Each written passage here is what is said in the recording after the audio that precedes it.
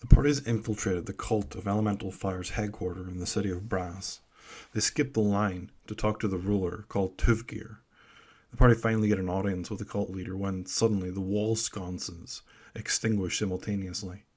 The room goes dark until Tuvgir arises, flames flowing through his beard and out the cracks in his armor. He takes his glowing hot scepter and dubs two cultists as Knight of the Flame. They begin to magically glow. Now the party must make a difficult decision. Stand and fight, or run and survive.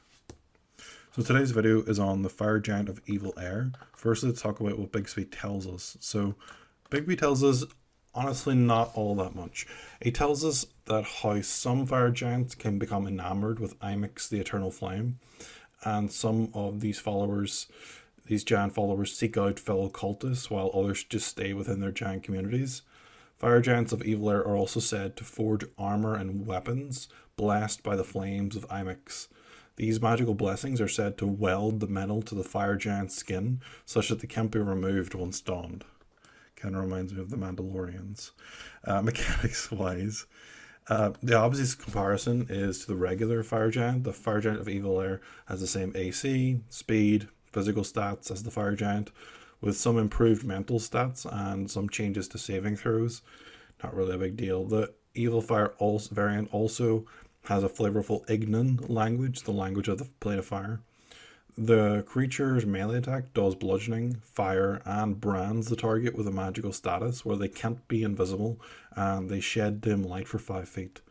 Despite not being listed as spellcasters, such as, say, like a cleric or something, their range spell is nevertheless flavored as a bolt of Imix, which can frighten or give the frightened condition, as the book lists it.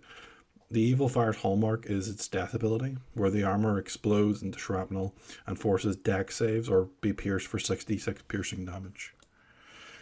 So in conclusion, the lore is boring and sparse, the use cases are limited, and the only interesting thing about this creature is what happens when it dies.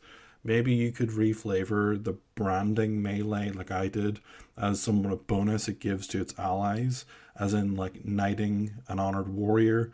Maybe this creature has a place in the leader role of a cult of elemental evil, but I think there are better options. This is clearly a cleric of Imix. Give him Fireball or Wall of Fire or something interesting. Please, Watsy. Overall, I just really don't vibe with this monster. I give it a 6 out of 20.